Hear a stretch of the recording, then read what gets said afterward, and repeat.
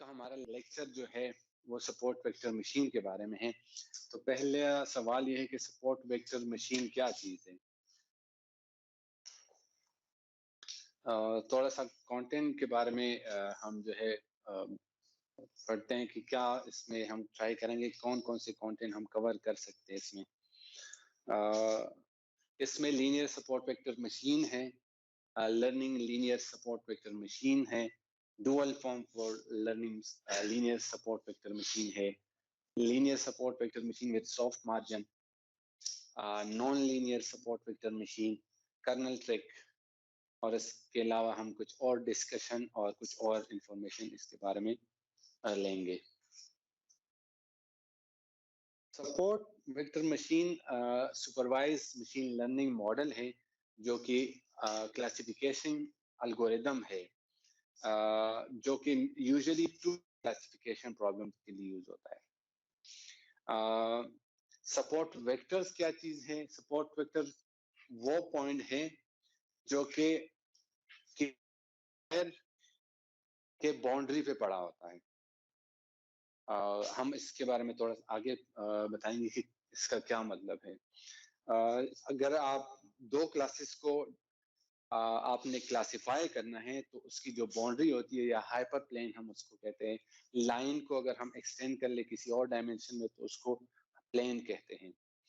तो जो क्लासिफायर का हाइपर प्लेन होता है उसकी जो करीब डेटा पॉइंट्स होते हैं उसको हम सपोर्ट वेक्टर्स कहते हैं।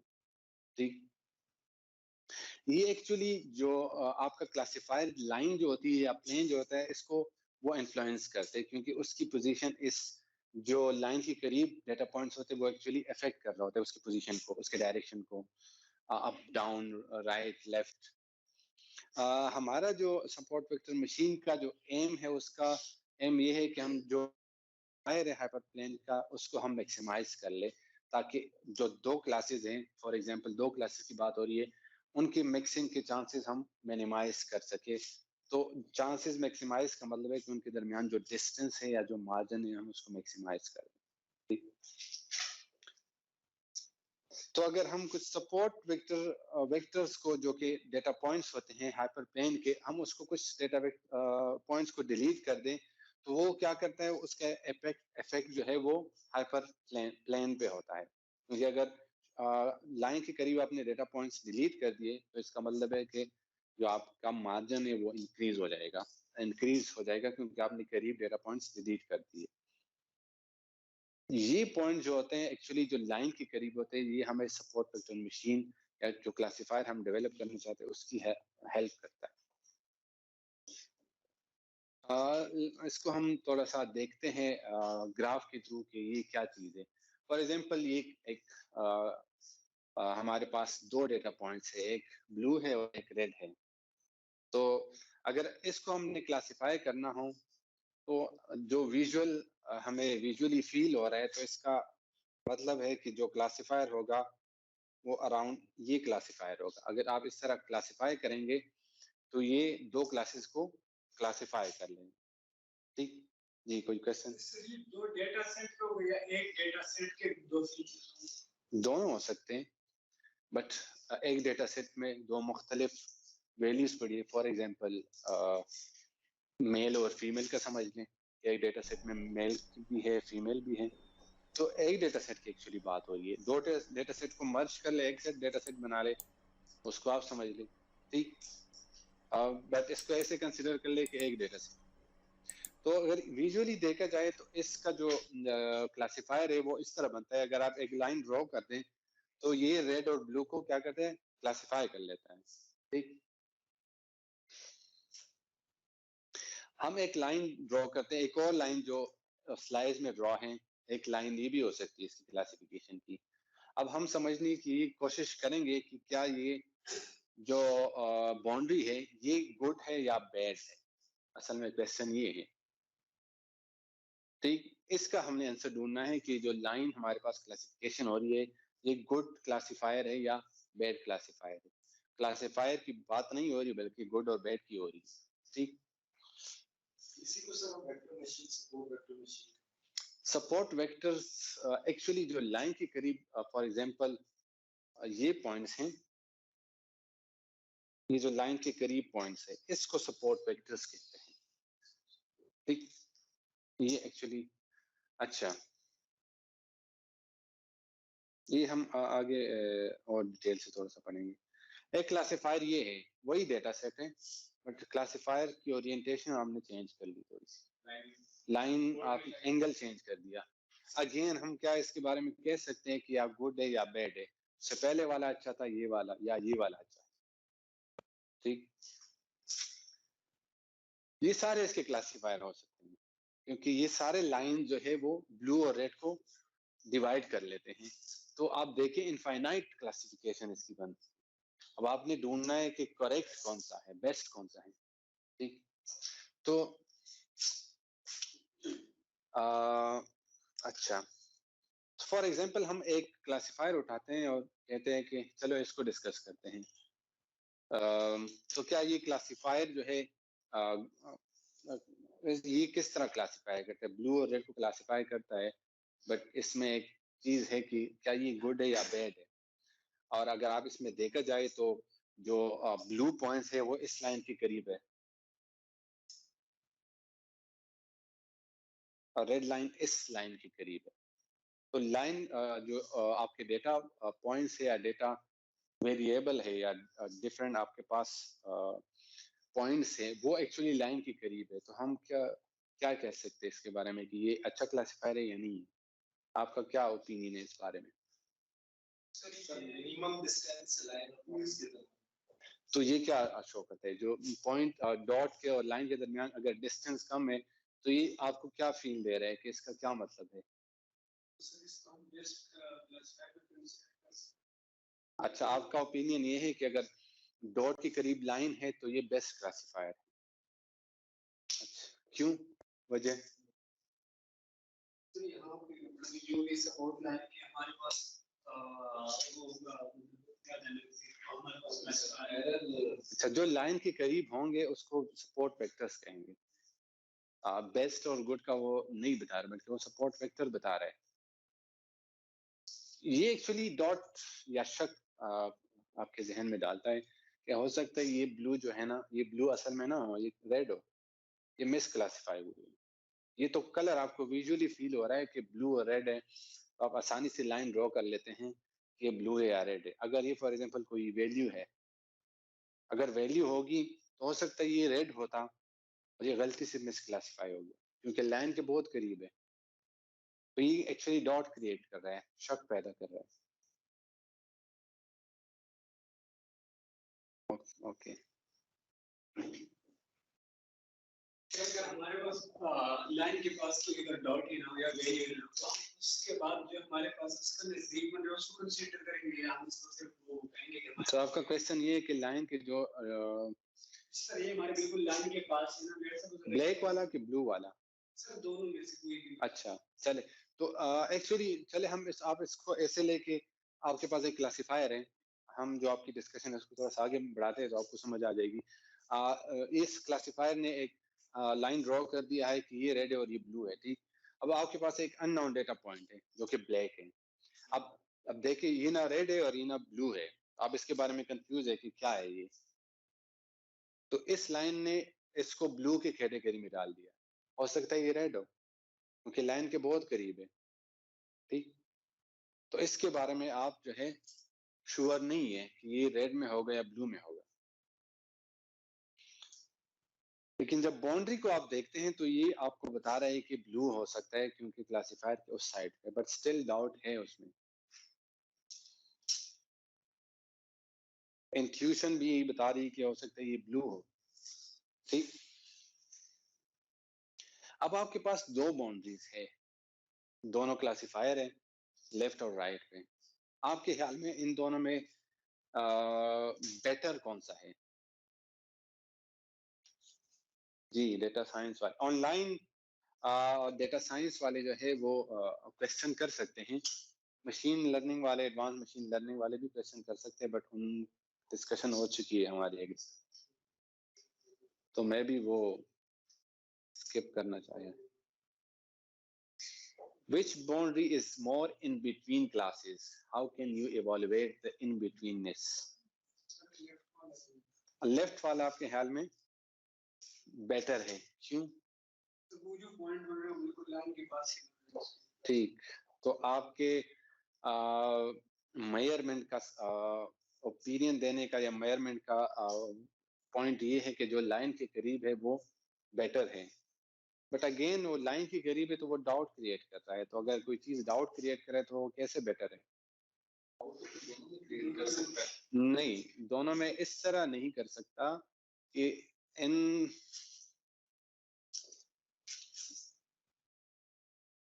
ये पॉइंट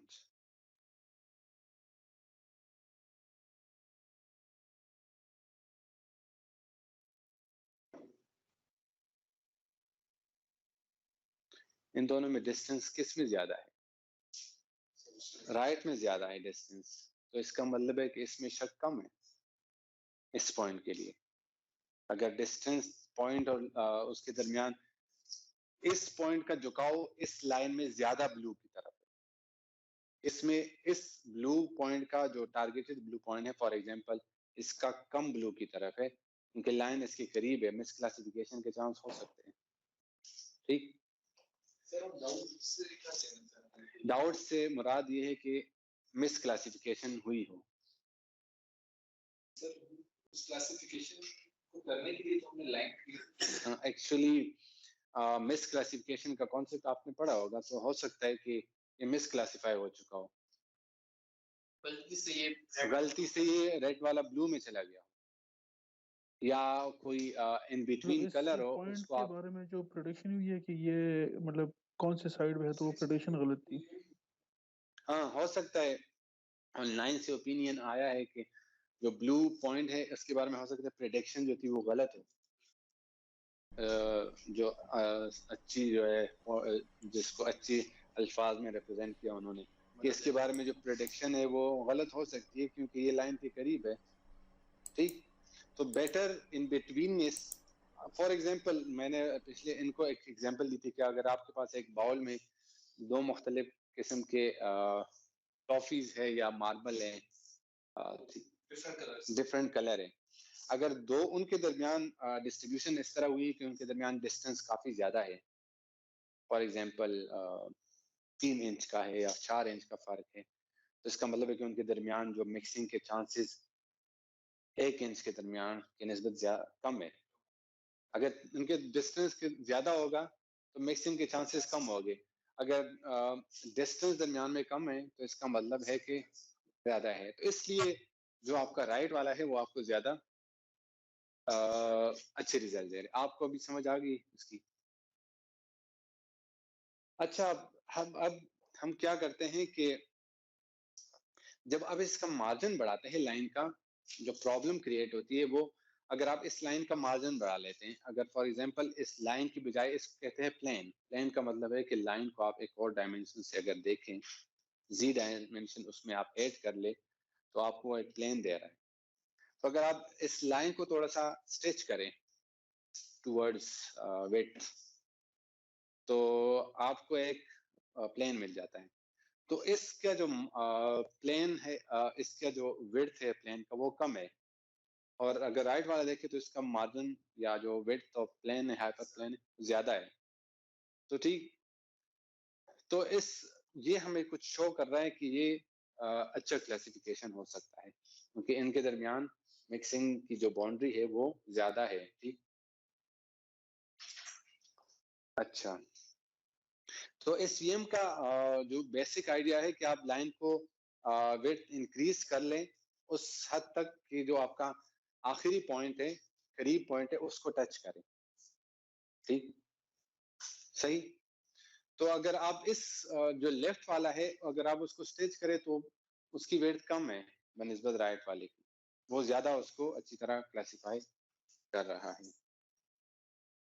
अच्छा, तो जैसे मैंने पहले कहा जो वेक्टर हाइपर प्लेन के करीब होते हैं हम उसको सपोर्ट वेक्टर्स कहते हैं। Support vectors are those data points that the margin pushes up against. तो अगर आप मार्जिन को बढ़ाते हैं तो इंट्यूशन ये कह रहा है कि वो अच्छी चीज है क्योंकि वो क्लासिफिकेशन में मिस क्लासिफिकेशन जो है वो उसको अवॉइड कर रहा है। अच्छा, अब जो हाइपर प्लेन की इक्वेशन हमारे पास है वो wx plus B is equal to 0 है। इसका आइडिया है आपको कि क्यों है? जी, डेटा साइंस वाले, हाइपर प्लेन की या लाइन की जो इक्वेशन है वो wx plus B is equal to 0 है। इसका आपको आइडिया है कि क्यों है? जी, लाइन की क्या इक्वेशन है? जी, mx प्लस b, वो लाइन की जो इक्वेशन है y is equal to mx plus b, आप इसको कह दे कि y is equal to wx plus b, m को w कह दे। जी, वो तो एक्स डेटा पॉइंट्स है जो कि बिल्कुल उस लाइन के ऊपर होंगे।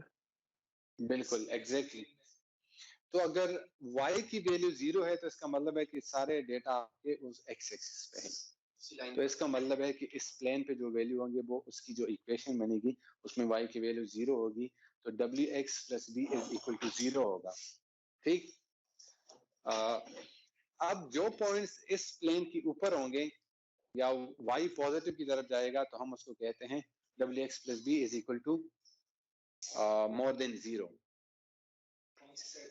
अप साइड पे अगर जाएंगे wx plus b is greater than 0, क्योंकि इसमें y की वैल्यू पॉजिटिव है।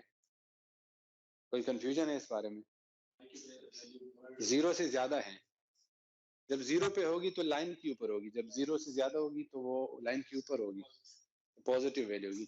सिमिलरली जब लाइन के नीचे जो रीजन है हम उसको रिप्रेजेंट करते हैं जब 0।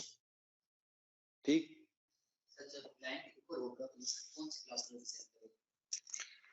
एक्चुअली उसी के बारे में, उसी को सपोर्ट वेक्टर्स कहते हैं, और आपने उसके मार्जिन को, उसको अवॉइड करने के लिए आपने मार्जिन को इंक्रीज करना है ताकि वो मिस क्लासिफिकेशन ना हो। Excuse me sir. तो वो जी जी जी लाइन क्वेश्चन जी जी क्वेश्चन करें। सर आपकी आवाज कट गई थी, किसका आपने बोला कि इनको स्पोर्ट वेक्टर कहते हैं? अच्छा, बिलावल का क्वेश्चन है कि आप बताएं कि सपोर्ट वेक्टर्स क्या चीज है। बिलावल, सपोर्ट वेक्टर्स वो डेटा पॉइंट्स है जो कि लाइन के करीब होते हैं या प्लेन के करीब होते हैं या उसको टच कर रहे होते हैं। उसको अगर आप इसमें देखें इस स्लाइड में, तो ये वाले पॉइंट्स ये एक्चुअली आपके सपोर्ट वेक्टर्स हैं। स्क्रीन पे शो हो रहा है आपको? ये सपोर्ट वेक्टर, इसको सपोर्ट वेक्टर्स कहते हैं। ठीक, तो जो क्वेश्चन है तनवीर का कि अगर डेटा पॉइंट प्लेन के ऊपर आ रहे हैं तो उसके बारे में आप क्या कहेंगे? असल में ये एक प्रॉब्लम है। अगर आप, वो डिपेंड करता है कि जो मार्जिन आपका कितना है। अगर फॉर एग्जांपल मार्जिन की वेट आपकी ज्यादा है और उसको टच कर रहा है तो इसका मतलब है कि उसका झुकाव किस तरफ ज्यादा है मार्जिन में। ठीक ठीक, फॉर एग्जांपल जो आपकी ब्लैक लाइन है और जो लास्ट पॉइंट है इनके दरमियान आ रहा है तो इंट्यूशन यही कहती है कि रेड की तरफ होगा।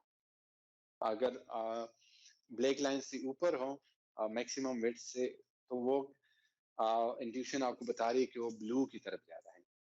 लेकिन इसमें ये प्रॉब्लम है कि आपने ओवरफिटिंग का कॉन्सेप्ट पढ़ा था, क्योंकि अगर आप बहुत स्ट्रिक्ट क्लासिफिकेशन करते हैं तो ओवरफिटिंग का प्रॉब्लम आता है। तो उस ओवरफिटिंग के प्रॉब्लम को अवॉइड करने के लिए हम आगे पढ़ेंगे जिसको सॉफ्ट मार्जिन कहते हैं और जिसमें हम थोड़ा सा एरर अलाउड कर लेते हैं।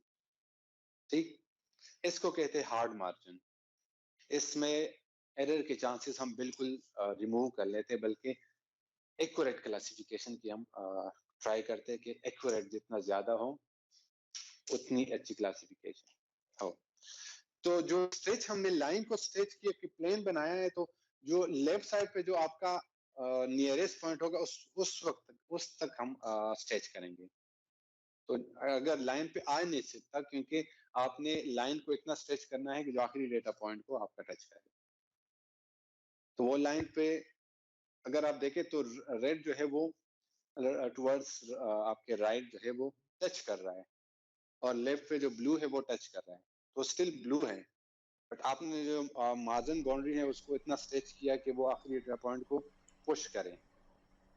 ठीक, तो आप कहते हैं कि प्लेन इसके ऊपर इधर आ जाए, तो एक्चुअली अगर इस तरह कोई केस होगा तो उसमें आपका जो मार्जिन है वो नैरो हो जाएगा। ठीक है, तो जो आपका मार्जिन होगा वो मैक्सिममली इतना स्ट्रेच होगा विड्थ वाइज कि वो आखिरी पॉइंट को टच करे। ठीक, जो डेटा पॉइंट्स होते हैं ये एक कंप्लीट रिकॉर्ड को रिप्रेजेंट करते हैं या एट्रीब्यूट की वैल्यू को रिप्रेजेंट करते हैं? ये आपके पास वैल्यू है जो एट्रीब्यूट या वेरिएबल, तो आप ये कह लें कि क्लासेस, डिफरेंट क्लासेस है ना, उसको आप एट्रीब्यूट कह लें। ये आप ये समझ लें कि एक डेटा सेट है जिसमें मेल और फीमेल को आपने क्लासिफाई, तो बाइनरी किस्म की क्लास है। इसमें वेरिएबल क्या है आपके पास? ह्यूमन बीइंग, जिसमें 2 किस्म के डेटा है। ह्यूमन वेरिएबल आपका है, उसमें आप जो है human might be a girl और मे बी अ बॉय। जी, x plus b is equal to 0 ये लाइन की इक्वेशन है, इसको हम प्रेजेंट कर सकते हैं। तो ये कौन सी इस प्लेन पे अगर है, इस प्लेन पे, तो इसको wx plus b, इस प्लेन पे। फॉर एग्जांपल अगर आपका एक पेज है, जो पेज है, पेज के ऊपर जो लिख रहे हैं वो wx plus b है। अगर पेज आपने ऊपर रखा हुआ है तो इसका मतलब जो ऊपर रीजन है वो आपका wx plus b is above greater than 0। अगर पेज के बिलो है तो वो आपका लेस देन 0 है।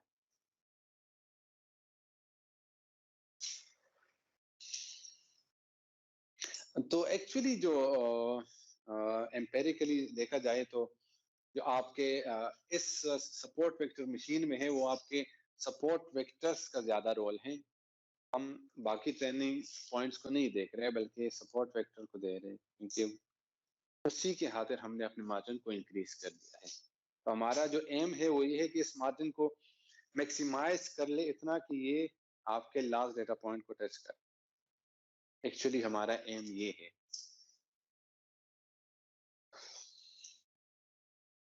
तो let's find the maximum margin boundary. पहले हम अज्यूम करते हैं कि जो बाउंड्री है जो कि प्लेन के ऊपर है, हम उसको कहते हैं wx plus b is equal to 0। ये तो मैंने पहले भी बता दिया, आप लोगों को भी समझ आ गई इसकी।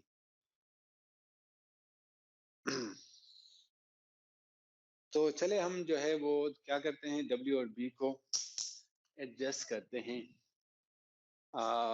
हम क्या करते हैं कि ग्रेटर देन 0 के बजाय हम एक इंटीजर वैल्यू लेते हैं, एक बाइनरी वैल्यू लेते हैं कि wx plus b जो है हमने इतना स्ट्रेच किया जो कि 1 के बराबर है। ठीक, लेफ्ट साइड पे -1 क्योंकि y इज लेस देन 0 है, तो हम क्या कहते हैं कि एक को +1 कह देते हैं, एक को -1 कह देते हैं, और जो आपका जो सेंटर लाइन है हम उसको 0 कह लेते हैं। ठीक, तो इसको हम उस फिगर से निकल के एक और फिगर की तरफ आते हैं। अब आपका जो माइनस है और +1 है, उनके दरमियान जो डिस्टेंस है उसको कहते हैं एक्चुअली मार्जिन।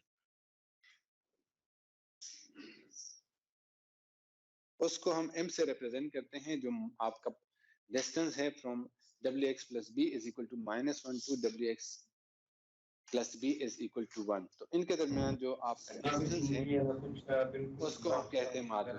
जी, और माइक किसका ऑन है? कोई क्वेश्चन है? या अगर क्वेश्चन नहीं है तो माइक बंद करें प्लीज। मोहम्मद मुजम्मल हुसैन। बहुत हुसैन है सर। ओके, म्यूट कर लें जो अगर क्वेश्चन नहीं है।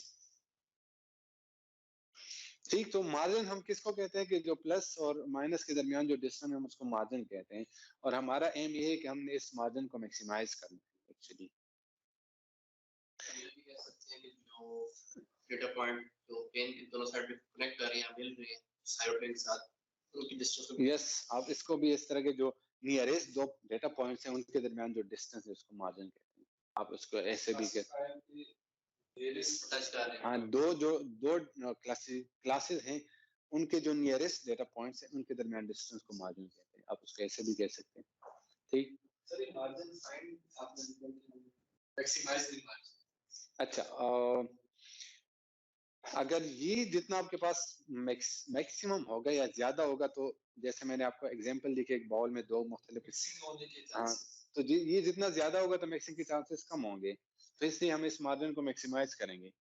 ठीक, तो actually machine learning, advance machine learning के जो स्टूडेंट्स हैं उन्होंने ऑप्टिमाइजेशन पढ़ी है पिछले क्लासेस में, जिसमें ऑप्टिमाइजेशन ऑप्टिमाइजेशन क्या चीज़ है, आप लोग डेटा साइंस वाले स्टूडेंट जो हैं, फिजिकल आप लोग बता दें क्योंकि ऑनलाइन। मिनिमाइजिंग एरर, मिनिमाइजेशन है कि एरर मिनिमाइज हो जाए, जो प्रेडिक्शन है उसमें जो बाउंड्री है उसके बीच जितना डिस्टेंस है वो कम हो जाए। जी जी, ऑप्टिमाइजेशन आपकी दो तरह की होती है, एक होती है मैक्सिमम और एक है मिनिमम। तो इन दोनों को ऑप्टिमाइजेशन कहते हैं।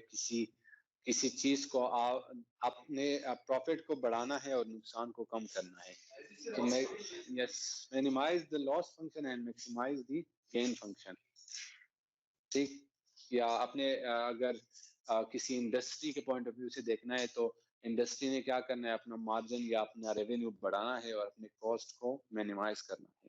ठीक, तो इसको कहते हैं ऑप्टिमाइजेशन।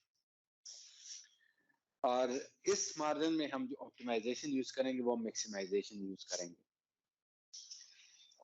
अगर किसी ने ऑप्टिमाइजेशन, कंस्ट्रेंट ऑप्टिमाइजेशन क्या चीज होती है जी डेटा साइंस वाली, कंस्ट्रेंट ऑप्टिमाइजेशन? नहीं पता इसके बारे में। अच्छा, कंस्ट्रेंट ये है कि जब आप कोई फंक्शन बनाते हैं उसको आपने ऑप्टिमाइज करना है, तो उसके लिए कुछ कंडीशंस रख दी जाती हैं कि इस फंक्शन को आपने इन फंक्शन को जहन में रख के ऑप्टिमाइज करना है। लिमिट्स, कंडीशन, कंस्ट्रेंट्स लगा लेते हैं। तो अगर एक्चुअली मैं अपने लेक्चर जो है वो अपलोड करता हूँ उस पे, यूट्यूब पे, तो अगर किसी ने लेक्चर पढ़ना है तो मैं आप लोगों को लिंक बल्कि शेयर कर देंगे। कंस्ट्रेंट ऑप्टिमाइजेशन का भी है, सारे लेक्चर्स हैं। हाँ, कंस्ट्रेंट कोई और फंक्शन हो सकता है। फॉर एग्जांपल आपके पास एक एक्स स्क्वायर की इक्वेशन है, पैराबोला, आपने उस पर कंडीशन लगा ली कि ये एक लाइन है।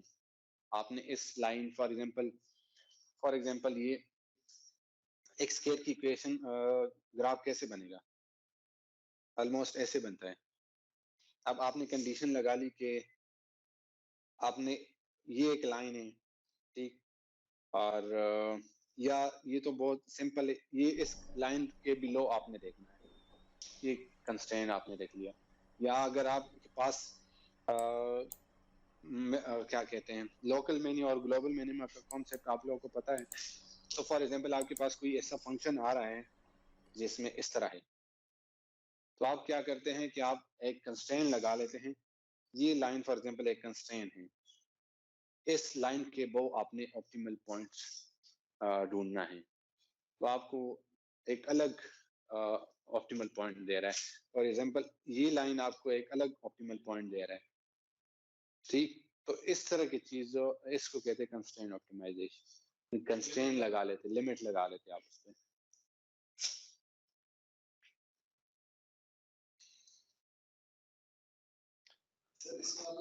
ऑप्टिमाइजेशन के लिए हम क्या यूज कर रहे हैं? ऑप्टिमाइजेशन दो तरह की होती है, मिनिमाइज करना और मैक्सिमाइज करना, डिपेंड करता है। इसमें मैक्सिमम मार्जिन की तरफ हम जाएंगे तो हम इसमें मैक्सिमाइजेशन यूज करेंगे।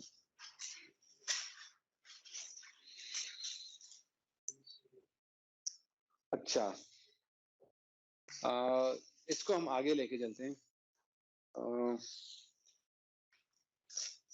आपको पता है कि जो लाइन की इक्वेशन थी वो wx plus B is equal to Y कह ले फॉर एग्जांपल, तो उसमें जो y की वैल्यू वो एक्चुअली क्या है, हम इसको इक्वेशन को लिखते हैं y is equal to wx plus B. तो w जो इधर हमारे पास क्या है, कोई कांस्टेंट वैल्यू है, m की वैल्यू आप जैसे आपने पढ़ा है कि y is equal to mx plus b, slope है तो वो स्लोप आपको क्या शो कर रहे हैं?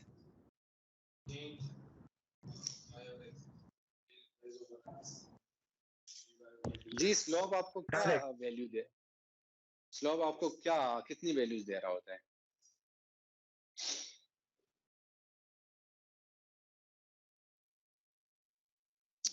जी ऑनलाइन। नेगेटिव होगा या पॉजिटिव होगा बट स्लोप या की फिर वैल्यू जीरो होगा? में कहने का मकसद ये है कि स्लोप की वैल्यू 1 होगी, 2 होगी, 5 होगी, 10 होगी, 0 होगी, क्या कहते हैं? मैं इसको आपको एक ग्राफ के थ्रू समझाने की कोशिश करता हूँ। अगर आपके पास y is equal to x है, अब इस इक्वेशन में क्या है आपके पास? m की वैल्यू 1 है और b की वैल्यू 0 है। अगर आप इसको ड्रॉ करें तो ये आपको इस तरह की लाइन दे रही होती है।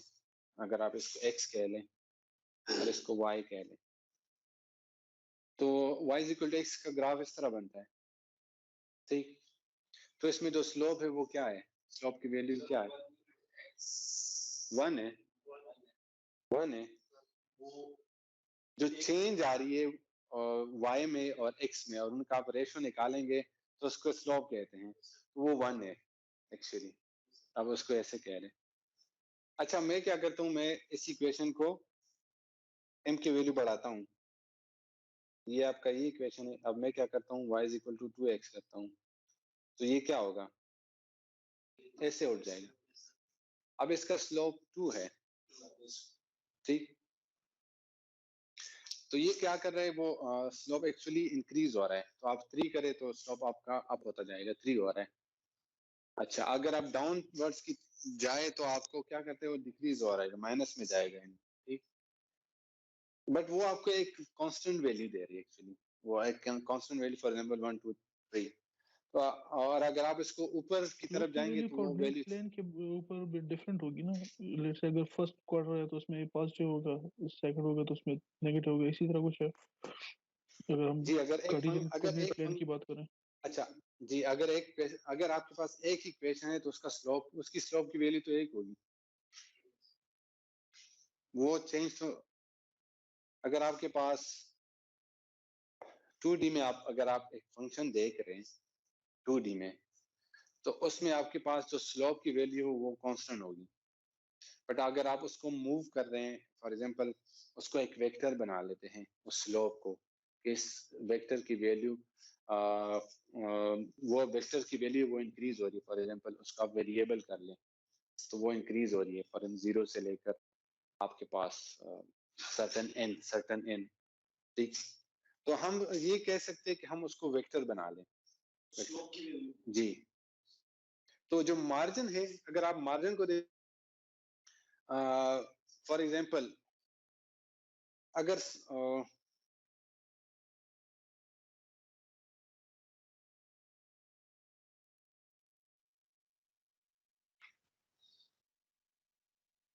अच्छा हम क्या करते हैं, जो W हमारे पास है, जो M है, M को हम W कहेंगे। दोनों आप उसको M को उल्टा कर ले तो W समझ लें, तो ज्यादा आसानी होगी जी। B एक्चुअली कांस्टेंट है जो कि उसको मूव कर रहा है। अगर वो अगर वो देखें इंटरसेप्ट है, अब y के ऊपर अगर जी उसकी जहाँ पे पॉइंट टच कर रहा है तो उसको हम भी कहते हैं, इसको या आप स्टार्टिंग ऐसे देख पॉइंट लें है, डिस्प्लेसमेंट। जी, डिस्प्लेसमेंट कह लें। फॉर एग्जांपल अगर आपकी लाइन ये है y इज इक्वल x की, और इसमें क्या है, इसमें m1 है लेकिन b 0 है। आप क्या करते हैं, y is equal to x plus 10 कर लेते हैं, b की वैल्यू 10 कर लेते हैं। तो वो क्या कर लेते हैं, वो y की वैल्यू 10 पॉइंट्स ऊपर कर लेते हैं। वहां से लाइन जी 10 से लाइन स्टार्ट होगी। फॉर एग्जांपल ये 10 है तो लाइन आपकी 10 से स्टार्ट होगी जी। ये जस्ट अंडरस्टैंडिंग की है, ये तो आपकी जस्ट अंडरस्टैंडिंग के लिए। ये डिसाइड कौन करेगा आपकी प्रॉब्लम पे डिपेंड करता है एक्चुअली। जस्ट अब हम लाइन की ओरिएंटेशन देख रहे हैं कि लाइन किस तरह ड्रॉ।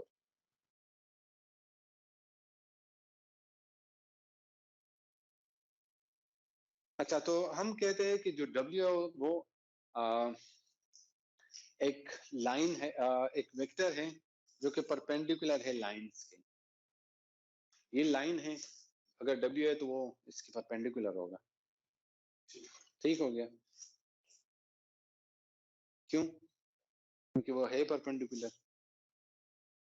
ठीक, let's say A and B are on the line. हम कहते हैं कि जो हमारे पास स्लोप है या W है वो एक वेक्टर है। तो अगर वो वेक्टर है तो इसका क्या मतलब है कि वो मूव कर रहा है डायरेक्शन को। पहले उसकी डायरेक्शन ऐसी थी, फिर डायरेक्शन चेंज हो रही है, तो हम उसको वेक्टर बना लेते हैं। तो वेक्टर बना के वेक्टर बन रहा है। तो जो अगर आप देखें तो वो उसके परपेंडिकुलर है। ये लाइन है, फॉर एग्जांपल ये लाइन है,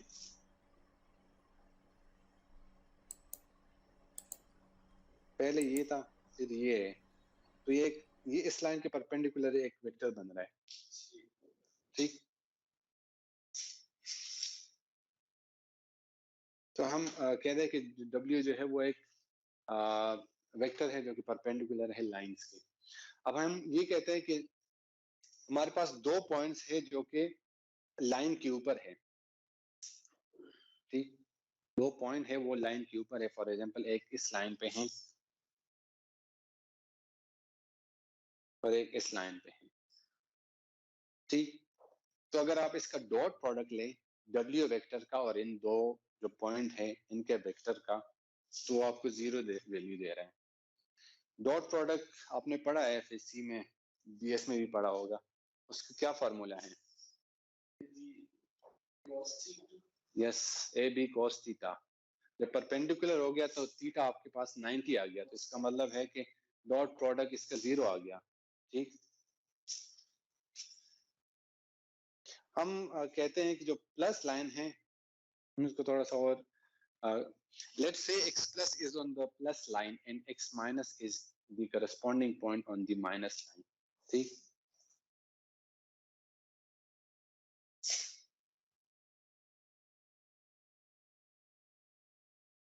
तो अगेन जो ऊपर वाला पॉइंट है वो नीचे अगेन एक्सप्लेन हो रहा है कि प्लस पॉइंट पे अगर x प्लस है, नेगेटिव पे x माइनस है, तो इसका मतलब है कि ये परपेंडिकुलर है उसकी। जो line x plus minus x minus इनके दरमियान जो लाइन है वो एक्चुअली परपेंडिकुलर है, सेम लाइक W। ठीक, तो इसका मतलब है कि जो अगर आप इन दो पॉइंट के दरमियान मैग्नीट्यूड फाइंड कर ले तो वो एक्चुअली मार्जिन दे रहा है आपको। जी, कोई इसमें कंफ्यूजन है? ठीक जी, कोई क्वेश्चन हो आप लोगों का तो, कि हम चीजें यहाँ तक तो हम कर चुके थे, इसके बाद हम जो है वो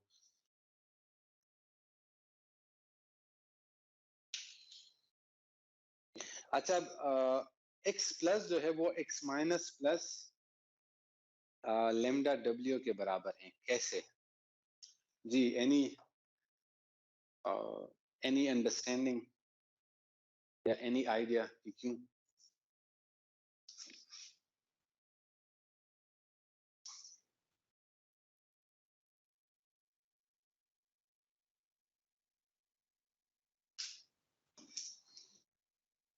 जी, online x plus is equal to x minus plus lambda W। W vector है और x plus minus x minus वो भी आपको एक परपेंडिकुलर है लाइन के। सर ये बेसिकली शो कर रहा है कि डायरेक्शन इसकी थोड़ी सी मूव हो रही है, x प्लस की जो है वो x माइनस की कंपैरेटिवली अगर हम देखें तो उसमें एक फैक्टर ऐड हुआ है जिसकी वजह से इसकी डायरेक्शन थोड़ा सा ऊपर मूव कर गई है, इसकी पोजीशन एक्चुअली। अच्छा जी, और किसी और का idea? x plus is equal to x minus plus lambda W।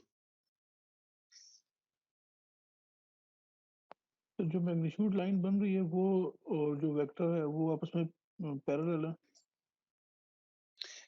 M आपके पास एक मैग्नी या यूनिट वेक्टर का आपको लोगों को पता है यूनिट वेक्टर क्या चीज है?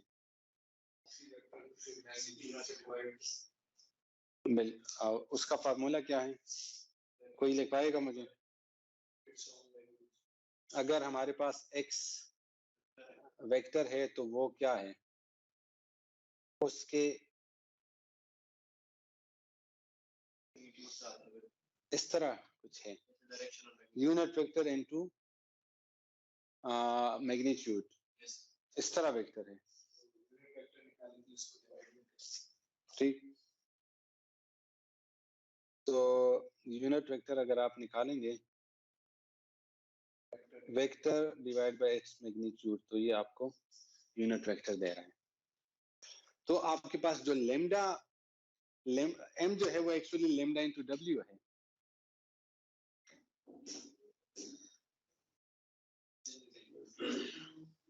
आपके पास क्या है कि वो आपके पास वेक्टर को अगर आप उसके मैग्नीट्यूड से मल्टीप्लाई करेंगे तो वो आपको एक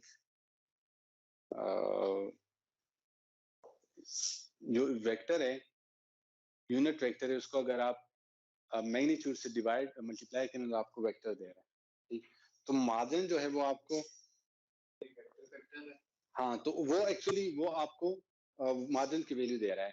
ठीक, तो सिमिलरली जो आपके पास अब इस इक्वेशन जो 5 नंबर है उसमें आपने क्या किया, आपने जो है वो x प्लस की जगह x negative plus lambda w की वैल्यू पुट कर ली। तो आपके पास ठीक प्लस जोन वाली इक्वेशन जी जी, तो उसमें आपने क्या किया कि x प्लस की वैल्यू आपने प्लस साइड पे पुट कर ली है। अच्छा, मैं ये समझाने की कोशिश कर रहा था आपको।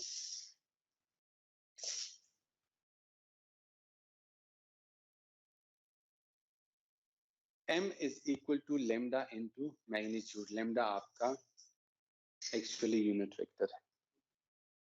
ठीक, support vectors actually support vector के दरमियान जो मैग्नीट्यूड है उन वहाँ वो एक्चुअली जो वो एक्चुअली वेक्टर है ना, उनके दरमियान जो वेक्टर है डिस्टेंस, ये एरो, एक एरो है, इसकी कोई मैग्नीट्यूड है। ठीक, तो वो W का जो मैग्नीट्यूड है वो एक्चुअली इसका मैग्नीट्यूड है। ठीक, बट यूनिट वेक्टर इसका लेमडा है। ओके, तो अच्छा, अब आपके पास जो इक्वेशन नंबर 5 है उसको आपने क्या किया, उसको आपने ओपन कर दिया। wx negative plus lambda into w plus p is equal to 1। अब आपको अच्छा, जो ये इक्वेशन है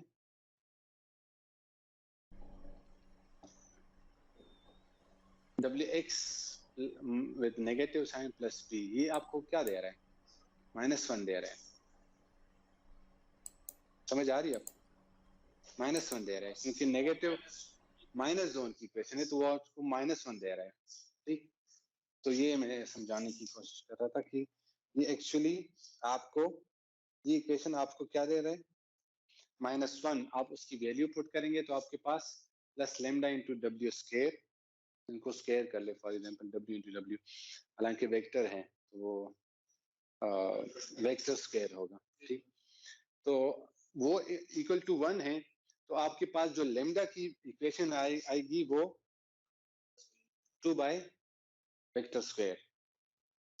ठीक, अब आप उसके इनिशियल इक्वेशन में जाएं, इसको आप जब इस इक्वेशन में पुट करेंगे तो आपके पास जो मार्जिन का इक्वेशन आएगा वो 2 बाय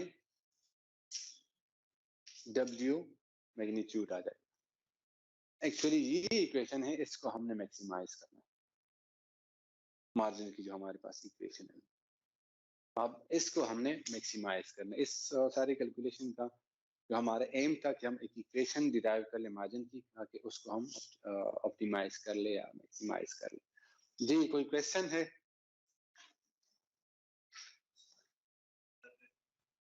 सर ये सारा स्लोप डिपेंड कर रहा है ना, स्लोप बढ़ेगा तो मार्जिन बढ़ जाएगा, स्लोप नहीं बढ़ेगा। बिल्कुल बिल्कुल, जो हाँ एग्जैक्टली, जो डब्ल्यू वेक्टर आपके स्लोप वेक्टर है, उसका जो मैग्नीट्यूड आपको जो वैल्यू दे रहा है वो एक्चुअली उस पर डिपेंडेंट क्या इनवर्स प्रोपोर्शनल कम होगा ना, तो मार्जिन का स्लोप कम होगा तो मार्जिन बढ़ जाएगा, स्लोप कम होना चाहिए। सर ये आपने जब लैम्डा की वैल्यू पुट की है इक्वल टू इसमें लेमडा की वैल्यू आप इसमें पुट कर ले तो lambda into 2 divide vector square, तो वेक्टर का जो है मैग्नीट्यूड ले ले और आपके पास है ये एक जो आपका W है वो कैंसिल हो जाएगा एंड 2 बाय W आपके पास आ जाएगा। जी जी सर जो ये फिफ्थ इक्वेशन है, फिफ्थ इक्वेशन है जी जी सर इसमें हमने प्लस साइन की इक्वेशन पुट की है कि माइनस की? प्लस जी की x प्लस किया। फिफ्थ इक्वेशन में हमने फोर्थ नंबर इक्वेशन की वैल्यू पुट की है। ये जो फिफ्थ इक्वेशन है वो एक्चुअली इस तरह है,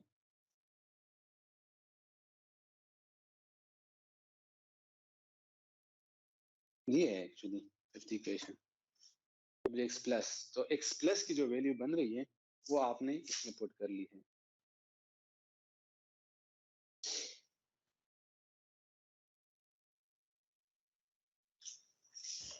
ओके सर। जी समझ आ गई? जी सर आ गया। फिजिकल में कुछ तो हमारा गोल है कि इस मार्जिन को हमने क्या करना है, इसको हमने मैक्सिमाइज करना है। तो जब इसका मतलब है कि जो सारे ऑल प्लस पॉइंट्स या ब्लू है वो प्लस बाउंड्री के अबव है और ऑल माइनस पॉइंट्स और red are below the minus boundary. ठीक, तो हम कहते हैं कि चले ब्लू पॉइंट्स को हम +1 कह लेते हैं और रेड पॉइंट्स को हम -1 कह लेते हैं। तो इस इक्वेशन को हम जो wx plus b is equal to -1, wx plus b is equal to blue and wx plus b is equal to sorry red, or and wx plus b is equal to blue। जी कोई question Daniyal? अच्छा आपका कोई question? हम आगे जाएं, online आप लोग का कोई क्वेश्चन तो हम आगे जाएं, 6:45 हो रहे। गोल जो है वो मैक्सिमाइज करना है मार्जिन को। तो जो प्लस बाउंड्री की ऊपर है हम उसको 1 कह लेते हैं, वो ब्लू है, और जो माइनस बाउंड्री के बिलो है हम उसको रेड कहते हैं और उसको -1 कह लेते हैं। ठीक है, इसमें तो कोई कंफ्यूजन नहीं है। तो let's say Y I is equal to +1 for blue and Y I is equal to -1 for red. और इक्वेशन तो आपको पता है, जो बिलो द प्लेन है वो उसको हम कहते हैं wxi plus b is less than equal to -1 and wxi plus b is greater than or equal to 1 is equal to red हम कहेंगे उसके अबव प्लेन को। ठीक, तो अगर हम ये आपके पास दो इक्वेशन एक्चुअली बन रही है, तो हम क्या करेंगे कि हम दो इक्वेशन की बजाय एक इक्वेशन लिख लेते हैं। अगर हम ये y मल्टीप्लाई कर ले इस इक्वेशन को, तो आपको दोनों इक्वेशन एक साथ मिल जाएगी। इसमें किसी को कंफ्यूजन है? एक्सप्लेन कर लूं।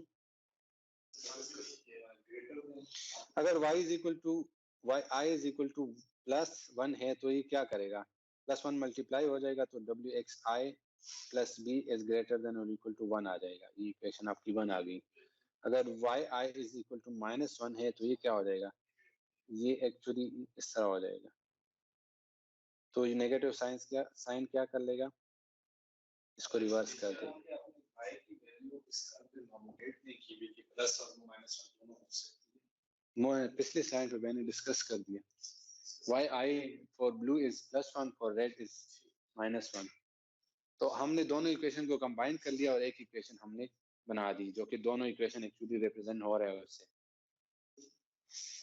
इसमें कोई कंफ्यूजन है?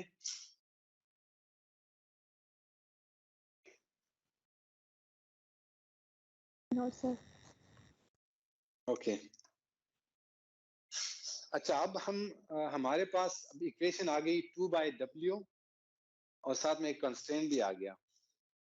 जिस तरह मैंने आपको कहा था कि कंस्ट्रेंट ऑप्टिमाइजेशन है, तो एक्चुअली कंस्ट्रेंट ऑप्टिमाइजेशन है। ये आपकी मेन इक्वेशन है और ये उसकी कंस्ट्रेंट है।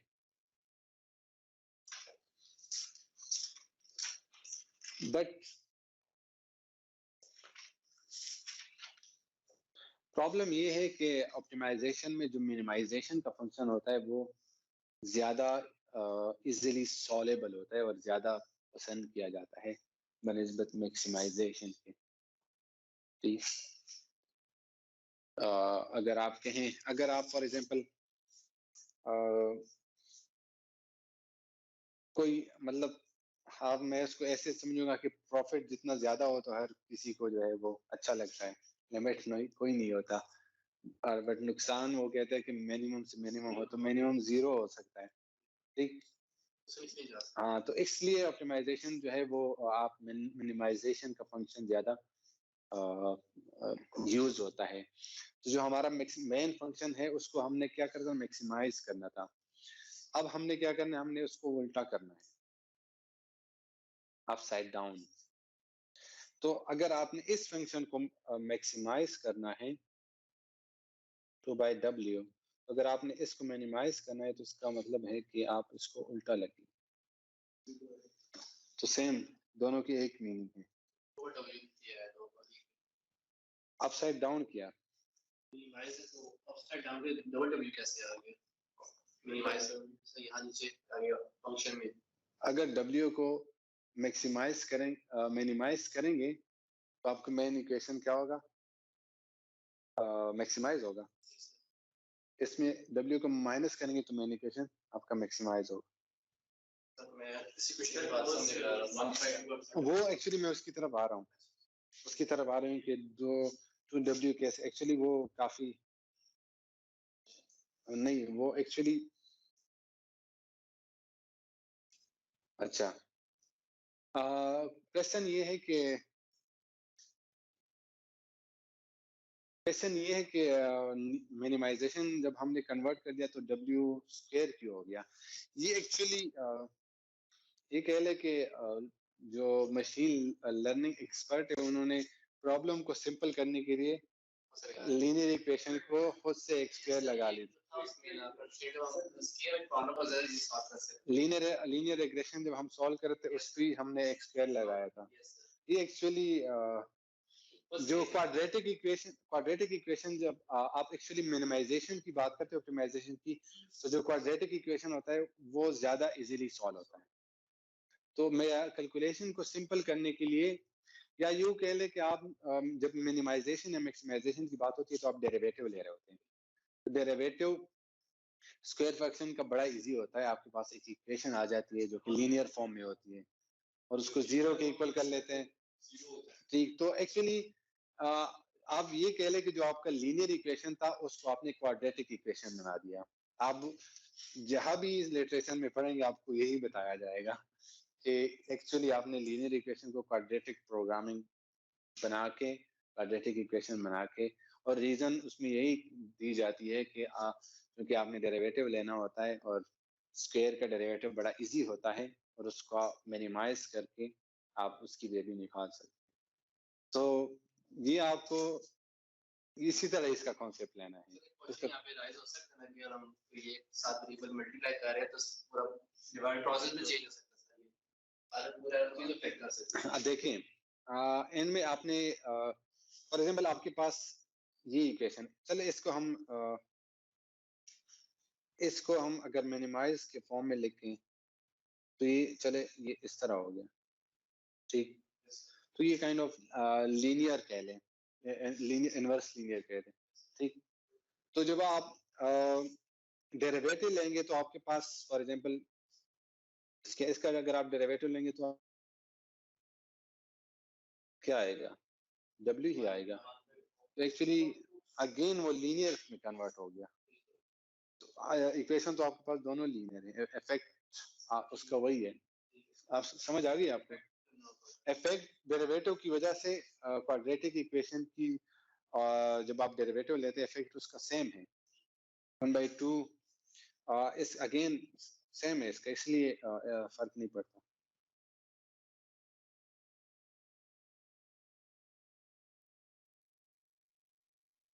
अच्छा, तो इसका यही आंसर है कि आप कैलकुलेशन को इजी करने के लिए आप उसको क्वाड्रेटिक इक्वेशन बना देते हैं, स्क्वायर कर लेते हैं, ठीक। इसके पीछे और कोई लॉजिक नहीं है, सही है।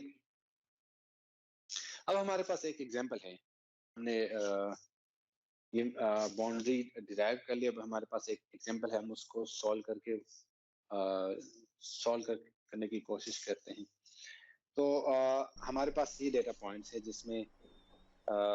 जिसमें हमारे पास वैल्यूज हैं x, y, n, आपके पास लेबल, ठीक। जी जी। तो आपके पास डेटा सेट, इसको कह रहे कि 2 पॉइंट्स का डेटा सेट, जिसमें 1 1 -1 है, 2 2 +1 है। तो -1 रेड था फॉर एग्जांपल, +1 आपके पास ब्लू था, ठीक। तो ये जो आपके पास थर्ड वाली वैल्यू है एक्चुअली वो क्लास को रिप्रेजेंट कर रही है, और जो लेफ्ट साइड पे 2 हैं वो एक्चुअली x और y की वैल्यू है, ठीक। कंफ्यूजन तो नहीं है इसमें? तो जैसे आपने जो आपके पास जो मेन इक्वेशन थी वो क्या था, w स्क्वायर बाई 2 था। जब आपके पास पॉइंट्स ज्यादा आ गए तो आपने उसको एक्सटेंड करना है, w1 + w2। इसमें कोई कंफ्यूजन है? ठीक।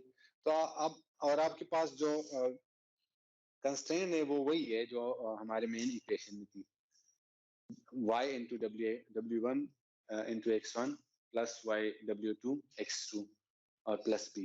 इसमें कोई कंफ्यूजन है? अच्छा, तो कंस्ट्रेंट ऑप्टिमाइजेशन आप लोगों ने पढ़ा है, केकेटी मेथड और लैग्रांज मल्टीप्लिकेशन मेथड।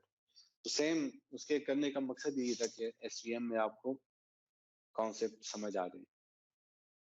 तो कंस्ट्रेंट ऑप्टिमाइजेशन का लेक्चर अगर आप लोग देख लें, पढ़ ले, तो आप लोगों को ये इक्वेशन कैसे सॉल्व होते हैं उसकी आपको समझ आ जाएगी। अच्छा, तो अब हम क्या करेंगे कि इस एक इक्वेशन से इसके 2 डेटा पॉइंट हैं। अगर आप देखें i is equal to either 1 or 2 for this or for this, तो ये हमें 2 इक्वेशन दे रहा है एक्चुअली। x इसकी वैल्यू 1 है तो w1 आ गया, xi2 की वैल्यू 2 है, इसमें हमारे पास उसकी वैल्यू क्या है, y की वैल्यू -1 है, ठीक। ये इस तरह कहना, ये एक्चुअली ये है। अब आपके पास फॉर एग्जांपल ये 2 लाइन बन गई, 2 इक्वेशन बन गई, y into w1 x11 plus w2 x12 plus b, और again y into w1 x21 plus w2 x22 plus b। ये 2 इक्वेशन आपके पास बनी। इसमें कोई कंफ्यूजन है? सेम। अब आपने क्या करना है, अब इसमें आपके पास क्या है, क्योंकि एक में y is equal to plus है और एक y is equal to minus है, तो जो माइनस वाला है उसकी आपके पास साइन चेंज हो जाएगी, ठीक। कोई कंफ्यूजन है? देन आप इस इक्वेशन में वैल्यू पुट कर ले, तो आपको अब x1 2 आपके पास क्या है?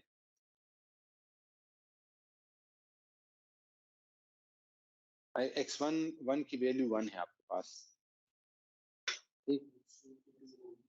x2 की वैल्यू x21 आपके पास ये कह लें x12 की वैल्यू भी 1 है, x12 की वैल्यू भी 1 है, और सिमिलरली x21 की वैल्यू 2 है, 2 है। अब उसमें पुट कर ले तो आपके पास दो इक्वेशन बन जाएगी, ठीक। समझ आ गई इसकी? ऑनलाइन आपको कोई कंफ्यूजन है? नहीं करता जी ऑनलाइन। अगर आप लोग का कोई रिस्पांस नहीं तो मैं ये कंसीडर करूंगा कि आप लोगों को समझ आ रही है। जी सर समझ आ रही।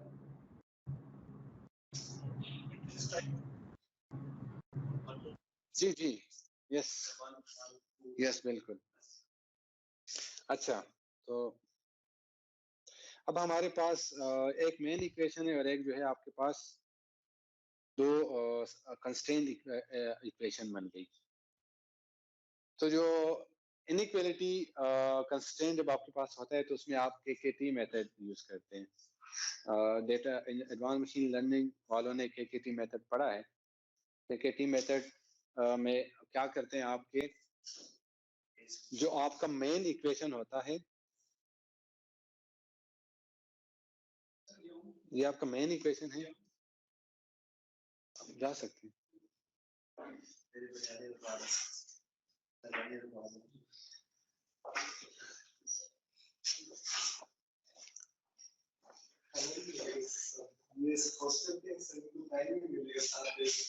अच्छा, तो क्लास तो हम 7:30 तक ही होती है हमारी, मैच बंद हो जाएगा। अच्छा सही, फिर तो अच्छी बात है। तो अब आप इसको सॉल्व करने का तरीका ये है कि आप आपके पास दो इक्वेशन है तो आपको दो मल्टीप्लायर चाहिए एक्चुअली। तो दो इक्वेशन आपके पास कंस्ट्रेंट इक्वेशन है और एक आपकी मेन इक्वेशन है। तो जो आपके पास कंस्ट्रेंट इक्वेशन है उसको आप हर इक्वेशन को आप एक वेरिएबल से मल्टीप्लाई करते हैं और उसको मेन इक्वेशन में ऐड कर लेते हैं, तो एक कॉमन इक्वेशन बन जाती है उससे, ठीक।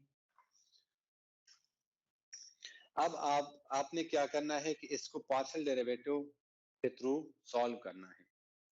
Partial derivative with respect to W1 अगर आप लेंगे, W2 लेंगे और अल्फा 1 और अल्फा 2 के लेंगे तो आपके पास कितनी इक्वेशन बन जाएंगी? 4 इक्वेशन बन जाती है। 4 है तो आपके पास इक्वेशन 4 है, ठीक। तो आपके पास 4 इक्वेशन बन गई है।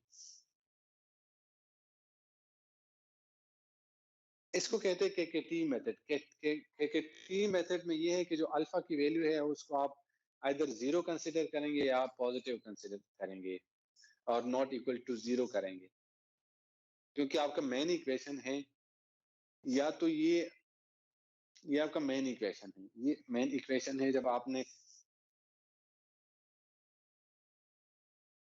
मेन इक्वेशन में आपने क्या कर दिया, इसको ऐड कर दिया, इसको ऐड कर दिया। अब या तो अल्फा 2 और इस पे कंडीशन है कि लेस देन 0 है, लेस देन 0 है, ठीक। या तो अल्फा की वैल्यू 0 है तो ये सारी इक्वेशन को 0 कर देगा, या अल्फा की वैल्यू नॉट इक्वल टू 0 है। नॉट इक्वल टू 0 इसका मतलब है कि वो अगर मल्टीप्लाई होगा तो इसका कुछ इफेक्ट होगा इक्वेशन पे, ठीक। तो इस तरह आप केसेस बनाते हैं। अगर आपके पास दो वेरिएबल है से आपने मल्टीप्लाई किया तो आपके पास टोटल 4 केसेस बनेंगे। तो अगर आप इसको विद रिस्पेक्ट टू W1 इसका डेरिवेटिव लेंगे तो आपके पास इक्वेशन आ जाएगी W1 plus alpha minus 2A2, और W2 से आप डेरिवेटिव लेंगे तो आपके पास W2 plus alpha 1 in then आपके पास -2 अल्फा 2 इक्वेशन आ जाएगी। ये कर लूं क्या? समझ आ रही है आपको? डेटा साइंस वाली ऑनलाइन आप लोगों को समझ आ रही है इन इक्वेशन की, स्पेशली डेटा साइंस वाले? कुछ ना कुछ आ रही है सर। और जो कुछ आ रही है उस पर आप इक्तिफा कर ले और बाकी के लिए आप जो है प्रैक्टिस करें। बिल्कुल सर, यही प्लान कर। इसको जब तक आप पेन से नहीं गुजारेंगे ऐसे नहीं समझ आएगी आप। सर ये W1 का डेरिवेटिव दिया ना आपने? पहले वाला W1 का डेरिवेटिव है, सेकंड W2 का डेरिवेटिव है, जो रेड सर्कल जिस पे ड्रॉ है। तो W1 नहीं होगा इसमें वो 1/2 से डिवाइड मल्टीप्लाई हो रहा है, तो 2 अच्छा ठीक है, कैंसिल हो जाएगा। ठीक।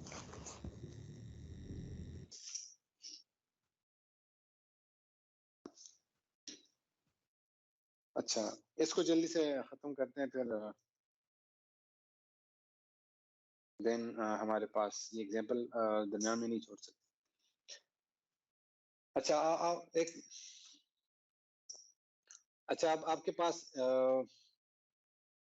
एक ही इक्वेशन बन गई जो W1 plus W2 plus P plus 1 is equal to 0। Derivative लेने के बाद आपने जी जो आपने डेरिवेटिव के दो इक्वेशन आ जी जी उसके बाद ये चार इक्वेशन किस तरह बनी? अच्छा डेरिवेटिव से तो समझ आ गया। अच्छा, अब आपने क्या करना है कि आपने ये जो आपके पास इक्वेशन आ गई बाकी, इसमें आपका W1 एक मिनट, एक ही टी में W1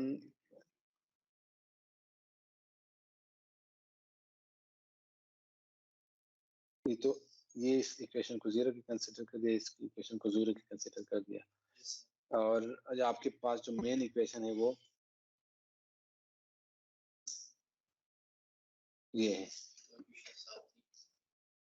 तो ये आपके पास इस इनइक्वालिटी को आपने देखना लाजमी है, जो इनइक्वालिटी है, ठीक है। अब आपके पास चार केसेस बनेगी जिसमें दोनों अल्फा की वैल्यू 0 है या कोई भी उसमें से नॉन जीरो है, तो चार केसेस आपके पास बन गई। KKT मेथड, इसको KKT में करुश कहन टक्कर मेथड इसको कहते हैं, KKT। ओके, अच्छा केस हम 1 देखते हैं। जब आपके पास अगर A1 और A2 दोनों 0 हैं तो इसका मतलब है कि W1 और W2 0 के बराबर है, क्योंकि A1 और A2 की वैल्यू 0 है, तो जो राइट साइड पे इक्वेशन है 0 0 0 0 W1 equal to 0 W2 equal to 0। Similarly ये जो कंडीशन है, और चूंकि ये आपकी इनिशियल कंडीशन है तो उसको फुलफिल होना है, ठीक। अब आपने क्या कर दिया, A2 को फॉर एग्जांपल 0 कर दिया, A2 0 हो गया, तो आपके पास जो A1 0 हो गया और A2 नॉन 0 है, तो आप इसमें पुट कर ले, A1 0 है तो W1 minus 2A, A2 is equal to 0, and again आपके पास क्योंकि इसमें ऑलरेडी वो आपने इस इक्वेशन में अगर आप देखें तो ये क्या है, इसको आपने 0 कंसीडर कर दिया पहले इस इक्वेशन के लिए। ये A2 आपके पास नॉन 0 है, तो इसका मतलब है कि ये 0 है। देखें, ये आपने एक्स्ट्रा ऐड कर दिया इस इक्वेशन में, इसकी वैल्यू को क्या करना है, आपने ओमिट करना है, इफेक्ट इसको 0 करना है, तो या तो ये 0 होगा, ये 0 होगा, ठीक है। तो जब आपने कह दिया कि A1 is not equal to 0, A1 0, तो इसका मतलब है कि 0 है ना, एक इक्वेशन उधर से आ गई, ठीक। सिमिलरली इसके केस में अगर समझ आ गई आपको, ठीक, तो आपको अगर इसको आप सॉल्व करेंगे तो ये अगेन इसकी हमें सोल्यूशन इतना मुश्किल नहीं है, आप खुद भी कर सकते हैं। ये आपके पास इक्वेशन बन गई, इनइक्वालिटी चले गई इससे, ठीक। जो केस 3 हमारे पास बन रहा है, इस तरफ आते हैं, तो जो सोल्यूशन आगे उस पे बताया गया। अच्छा, तो अगर आप इन दोनों इक्वेशन देखें, W1 की वैल्यू लेफ्ट साइड है, W1 की वैल्यू अगर 0 है तो ये 0 हो गया, ये भी 0 हो गया, तो ये बता रहा है कि B की वैल्यू जो है -1 से लेस है। दूसरी इक्वेशन में जब आप वैल्यू पुट करेंगे तो वो बता रहे हैं कि b is greater then 1। Actually एक दूसरे को कंट्राडिक्ट कर रहे हैं, तो इस जब कंट्राडिक्ट करे तो इसका मतलब है कि इस केस को हमने रिमूव करना है। ठीक, सिमिलरली जो केस 2 है, अगर आप उसमें देखें तो ये इक्वेशन बन जाती क्योंकि a1 0 है आपके पास, और W2 में भी चूंकि a पॉजिटिव प्लस a है तो वो रिमूव हो जाती है, इक्वेशन आपके पास बन जाती है। थर्ड इक्वेशन ये है, तो इससे क्या W1 की वैल्यू 2a2 आ गई आपके पास, 2a2 आ गई। और आप इन दोनों की इक्वेशन अगर आप W1 में 2a2 पुट करें और W2 में 2a2 पुट करें तो आपको b की वैल्यू -8a2 + 1 आ रही है। और सिमिलरली ये कंडीशन है, आपने इसको फिलहाल आपने क्या करना है, इसके समझने के लिए बाकी इक्वेशन को सॉल्व होना है, क्योंकि a2 की वैल्यू हमारे पास है नहीं, a2 की वैल्यू हमने निकालनी है कहीं से। इसको फिलहाल आप जो है अनसॉल्व कह रहे हैं। जो केस 3 है उसमें क्या है, a2 आपके पास 0 है तो 2a2 0 हो गया, जो आपकी मेन इक्वेशन है। सिर्फ a1 आपने उठा लिया उधर से, और जो आपके पास ये वाली, हाँ, और उसमें से आपके पास क्या आ जाएगी, वो वैल्यू पुट करेंगे तो आपके पास b की वैल्यू 2a1 आ जाएगी, और ये अगेन ये अनसॉल्व। ठीक, जी जी,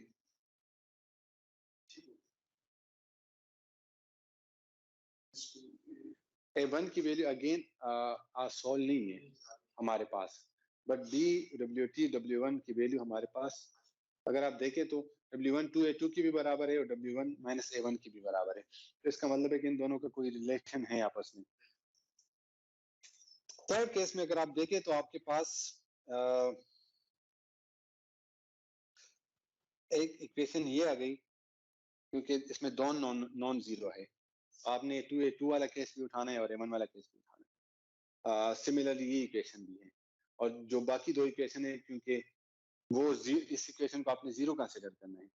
समझ आ गई आप लोग? आप इसको सॉल्व करेंगे, आप इसको सॉल्व कर लें, आप लोग खुद ट्राई कर ले, इससे आपके पास ये वैल्यू आ जाएंगी।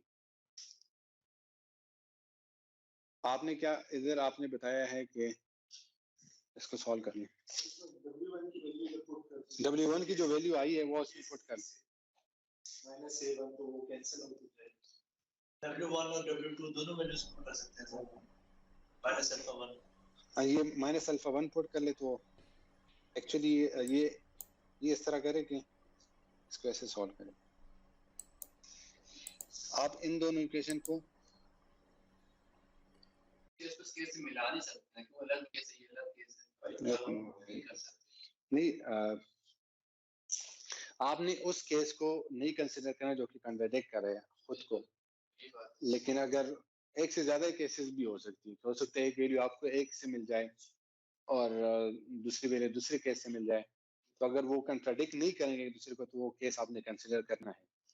तो आप इन दोनों को अगर आप माइनस करेंगे तो आपके पास क्या आ जाएगा, W1 + a1 - 2a2 = 0, W2 + a1 - 2a2 = 0। इसको आप माइनस करेंगे तो आपके पास ये कैंसिल हो जाएंगे, तो आपके पास W1 - W2 = 0, तो W1 = W2। ठीक हो गया। अब आपके पास क्योंकि W आ गया तो ये दोनों इक्वल हो गए, 2W1 कह ले इसको, तो वो इस साइड पे आ जाएगा, 2W1 and -1 भी इस साइड पे, तो B की वैल्यू आपके पास ये आ गई। तो पिछले केस की वैल्यूएशन नहीं कर सकते हैं? कर सकते हैं क्या? किसमें? थर्ड केस 3 में α1 की वैल्यू है, लेकिन वो आपको मीनिंग नहीं दे रहा ना। अगर W1 की वैल्यू फॉर एग्जांपल -1 आपने पुट कर लिया तो α2 की वैल्यू 0 हो जाएगी, तो आपको कोई वैल्यू नहीं दे रहा, 0 हो जाती है, लेकिन वो तो कंक्लूजन नहीं क्योंकि मतलब रिजल्ट कोई नहीं आ रहा ना, वो कैंसिल आउट हो रहे हैं ना, तो आपने ऐसे वैल्यू उठानी है जो आपको रिजल्ट दे। अच्छा, कॉल उठा लिया जी, अस्सलाम वालेकुम। ना क्लास के हम खैर वो सही रजा ओके W1 की जो वैल्यू है वो 1 है, तो 2 की एक मिनट मैं जरा ये क्लीन करूँ तो फिर आपकी तरफ ये W1 is equal to W2 की वैल्यू आप क्लियर हो गई जी आपका क्वेश्चन क्या है बताएं 1 की वैल्यू जो है वो 1 है W1 की वैल्यू 2 की भी तो ये 1 ही होगी W1 is equal to W2 तो इसका मतलब है कि दोनों वैल्यू सेम होगी चाहे 1 2 हो वो अभी फिलहाल हमने डिराइव नहीं किया अच्छा अब इस इक्वेशन को आपने कैसे सॉल्व करना है प्रॉब्लम एक्चुअली ये है आपने क्या करना है b की वैल्यू इक्वेशन नंबर 3 में पुट कर लें b की वैल्यू इसमें पुट कर लें तो आपके पास क्या आ जाएगा W1 क्योंकि W2 है तो आपके पास ये कैंसिल आउट हो जाएगा W2 की जगह पर W1 पुट किया पहले तो 2W1 माइनस 2W1 तो कैंसिल हो जाएगा b की वैल्यू आपके पास क्या आ जाएगी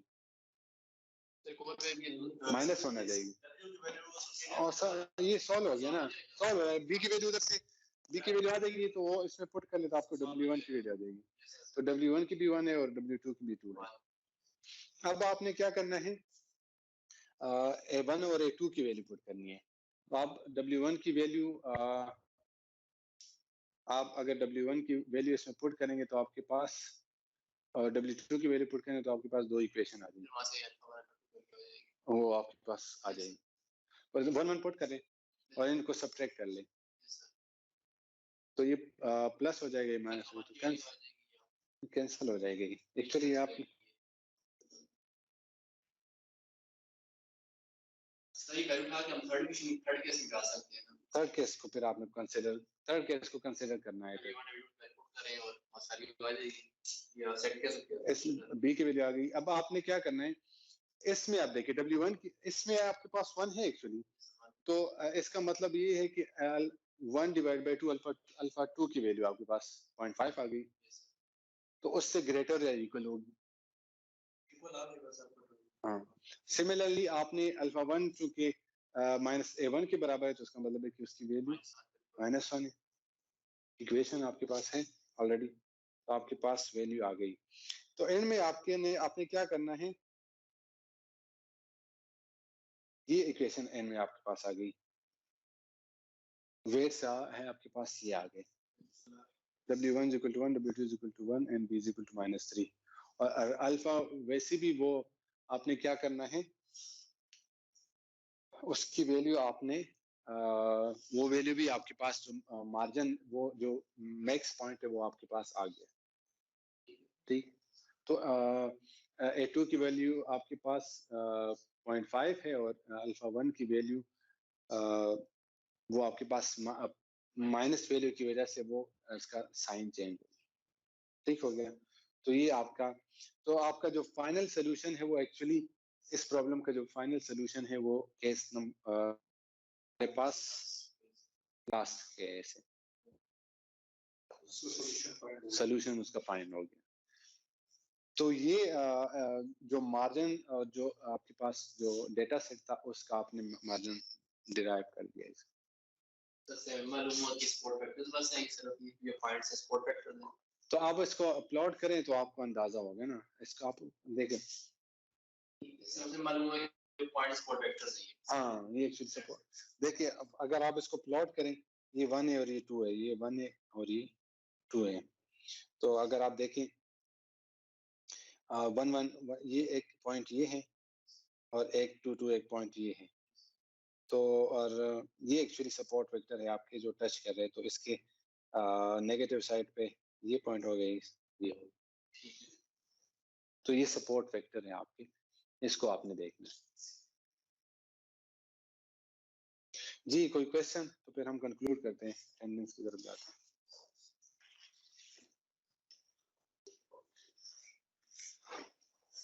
जी ऑनलाइन कोई क्वेश्चन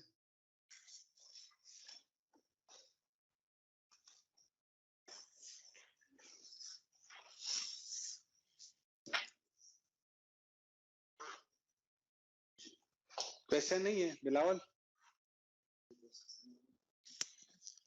जी सर कोई क्वेश्चन नो सर, कोई क्वेश्चन नहीं है, आप प्रैक्टिस करूंगा तो पता लगेगा। ऑनलाइन सर वो सही क्लास नहीं होती, आइंदा फिजिकल लूंगा।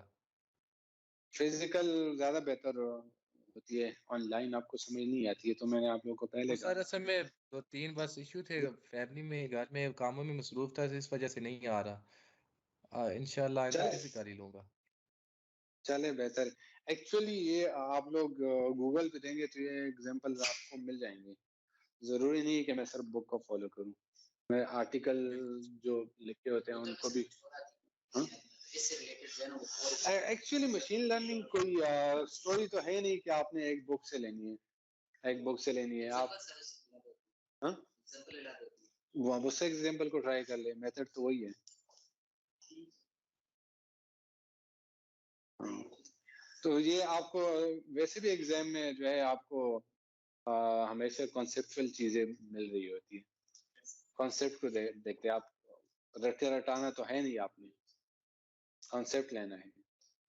जिस तरह आपने अभी डेटा सेट एक दे दिया, जिस तरह हमारे पास एक डेटा सेट आ जाता है, जी जी 1 1 2 2 के अलावा कोई और रैंडम पॉइंट्स, जी जी, आप कोई इस तरह पॉइंट्स आ गए। हाँ, उसको भी हम इसी तरह प्रोसेस करेंगे जिस तरह एग्जैक्टली जो सपोर्ट वेक्टर्स, फॉर एग्जांपल इसको आप बढ़ा सकते हैं, ये आपके पास 2 पॉइंट्स को बढ़ा भी सकते हैं। फॉर एग्जांपल आपका एक और पॉइंट है वो 3 3 पे पड़ा हुआ है, इस तरह तो आपके पास एक उस लाइन के अगेंस्ट फॉर एग्जांपल 3 3 पड़ा है तो आपका पॉइंट इधर है, तो इसको आप बढ़ा भी सकते हैं। अगर आपका कोई और पॉइंट है वो फॉर एग्जांपल 4 और 5 है इस तरह, तो उसका जो है वो चेंज हो जाएगा, थोड़ा सा डायरेक्शन चेंज हो जाएगी। तो उसकी इक्वेशन ये होगी कि उसकी इक्वेशन थोड़ी सी डिफरेंट हो जाएगी। तो जो आप हमने जनरल इक्वेशन डिराइव की थी इसकी, वो एक्चुअली चेंज हो जाएगी। जो ये थी एक्चुअली ये जो इक्वेशन है ये चेंज हो जाएगी। जितने आपके पॉइंट्स ज्यादा होंगे ये इक्वेशन आपके एड अप होते जाएंगे, और हर इक्वेशन जो वैल्यू होगी उस बेस पे इक्वेशन चेंज होगी। ये x1 और x2 की जो वैल्यू के मार्जिन एग्जैक्टली जो ये वैल्यू है, इस बेस पे आपका एक और इक्वेशन बल्कि ये वैल्यू आता जाएगा, ये ज्यादा होती है। जी जी, x1 और x2 और x3 इस तरह एड अप ज्यादा होते जाएंगे।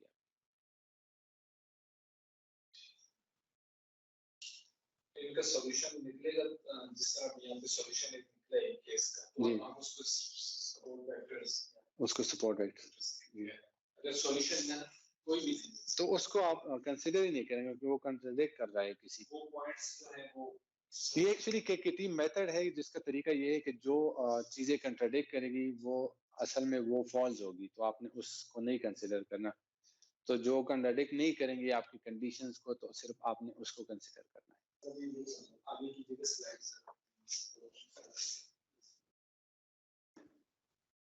अब हमने डुअल फॉर्म जिसमें वो केसेस आए ये सॉल्यूशन ये आ रही है, अभी थोड़ा सा डिले आ रहा है इसमें। ये एक्चुअली KKT मेथड है। जितने आपने जो आपके पास मेन इक्वेशन फॉर एग्जांपल इसमें आपके पास 2 इक्वेशन हैं, तो 2 पावर 2 4 इक्वेशन 4 आपके पास केसेस बनेंगे। अभी इसमें से एक का सॉल्यूशन निकल रहा है वो केस 4, जी जी, तो वो आपने कंसीडर करना है, वो एक्चुअली आपकी एक्चुअल सॉल्यूशन है। अब अगर केस 4 का फॉर एग्जांपल सॉल्यूशन नहीं निकलता, उसका भी अगर कंट्राडिक्ट आ जाता है इस तरह, तो ये हम सपोर्ट वेक्टर्स में इन वर्ड्स को नहीं कह सकते। जाहिर सी बात है, जो आपके कंडीशन को फॉलो नहीं करेंगे तो फिर वो सॉल्यूशन नहीं है आप